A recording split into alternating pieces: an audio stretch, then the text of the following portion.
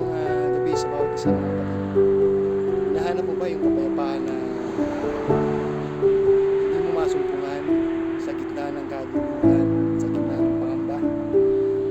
Pakinggan mo yung sinasabi ng John chapter 14 verse 27. The Bible says, sabi ni Jesus Christ na kapayapaan ang iniiwan ko sa inyo, kapayapaan ang ibinibigay ko sa inyo. Yung kapayapaan na yun ay hindi kayang ibigay ng sanlibutan. Kaya huwag ka matakot, mangamba. Sa version na yun, makikita natin kung gaano kabuti ang Panginoon. Lagi niyang iniisip yung bagay na pwede pa niyang ibigay sa'yo. Higit sa mga bagay na nakikita natin dito sa mundo, higit sa mga material na bagay na meron tayo.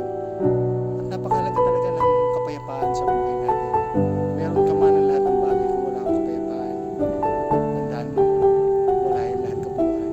Kaya patuloy lang tayo lumapit sa Panginoon. Bigay natin sa Diyos ang lahat ng ating mga pangamba. At hayaan mong bigyan tayo ng kapayapaang nagmumula sa Kanya. God bless.